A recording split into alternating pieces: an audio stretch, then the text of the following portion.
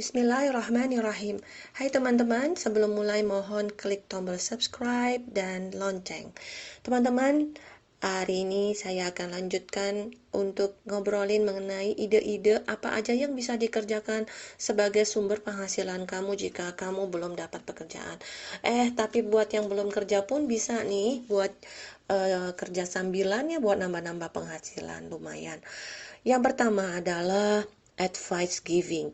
Mungkin di Indonesia belum ngetren, tapi di luar negeri sudah ada aplikasinya dan kita bisa mulai melalui WhatsApp atau Telegram atau lewat video call atau lewat Zoom. Advice giving itu buat orang-orang yang punya profesi ataupun keahlian seperti ahli hukum, dokter, atau ahli sumber daya manusia, bisa juga uh, mungkin apapun ya sebenarnya ya kalian bidang kalian apa, mungkin ahli komunikasi, ahli keuangan atau apa, mungkin belum sampai taraf ahli tapi bisa memberikan advice atau nasihat.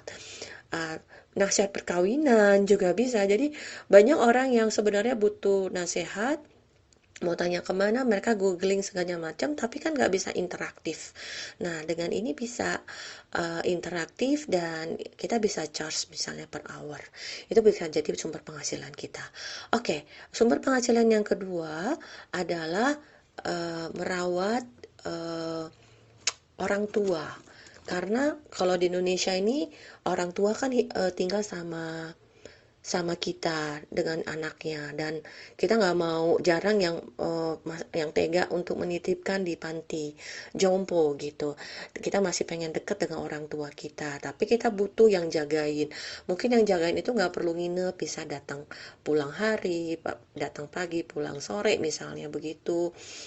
Nah itu atau hanya untuk sekedar uh, beberapa jam saja untuk mandikan atau untuk ngajak jalan-jalan, untuk ajak ngobrol atau apapun itu ya. Atau pas anaknya lagi nggak ada di rumah, pengen keluar keluar negeri atau pergi keluar kota dalam waktu yang lama, ditinggal gitu. Jadi adalah kebutuhan-kebutuhan seperti itu. Nah, itu bisa kita tawarkan jasa itu per hari atau bagaimana, per jam atau gimana.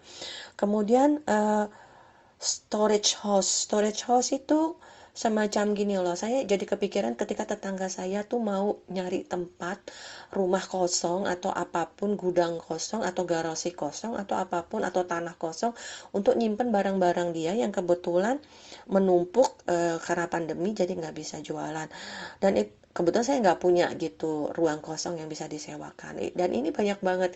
Kemarin juga kantor saya juga ada yang mau pinjam beberapa, cuma 1-2 bulan aja untuk menitipkan barang-barang mereka karena mereka lagi mau pindahan rumah dan nggak tahu mau taruh di mana barangnya karena rumahnya sendiri belum dapat buat sewa. Seperti itulah kira-kira. Nah, kalau kalian punya tempat kosong di rumah atau dimanapun, tanah kosong, bisa tuh jadikan tempat untuk penyimpanan sementara, yang hitungannya bisa harian, bisa mingguan, bulanan. Kemudian juga nih masalah pandemi nih ya, semenjak ada pandemi ini, saya lihat banyak sekali orang yang ingin menjual barang-barang yang ada di rumahnya, yaitu barang-barang bekas atau istilah kerennya pre-love. Saya kebetulan juga punya eh, beberapa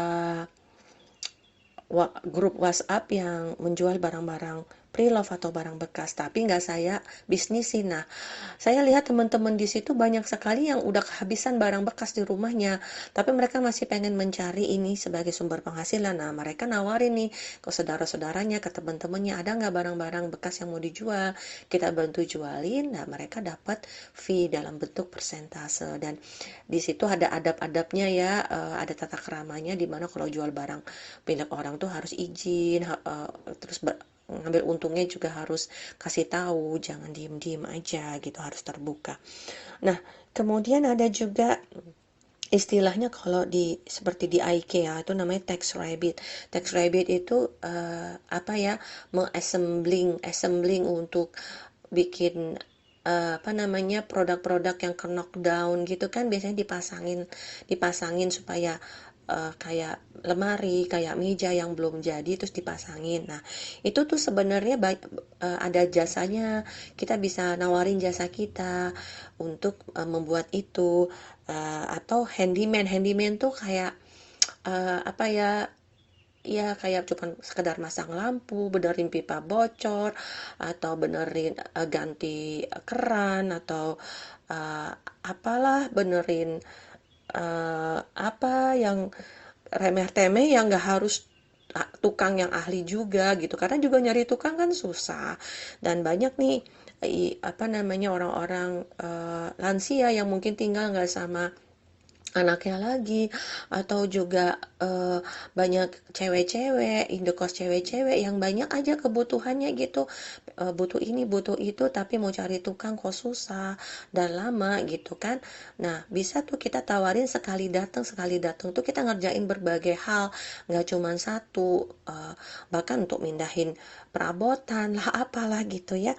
Nah, kita bisa charge per hari misalnya. Kemudian female driver. Kenapa saya di sini menekankan female wanita, sopir wanita? Karena kalau ojol gitu ya, udah banyak lah gitu ya, ada aplikasinya. Tapi kita nggak bisa milih sopirnya tuh wanita. Sementara banyak kebutuhan, terutama di antara wanita-wanita muslim yang mereka tuh aware bahwa kalau bepergian tuh nggak boleh, nggak, kalau tidak dengan uh, yang bukan muhrim istilahnya gitu ya. Nah, jadi banyak yang mencari sebenarnya kalau ada yang bisa bantuin untuk nyetirin naik motor atau naik mobil gitu ya. Dan itu lebih nyaman kalau wanita dengan wanita naik motor kan, karena kan pegang bahu atau pegang perut itu lebih nyaman lah kalau sesama wanita gitu. Itu. Nah, mungkin yang terakhir ini yang mungkin masih jarang juga adalah bookkeeping. Bookkeeping itu adalah apa ya?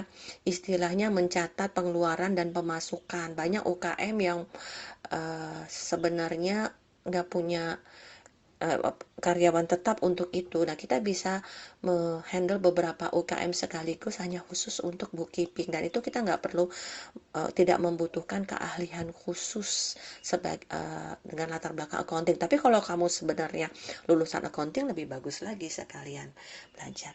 Demikian dari saya. Jika suka mohon di like dan di share ke teman-teman agar manfaat, dan silahkan komen jika ada masukan. Terima kasih.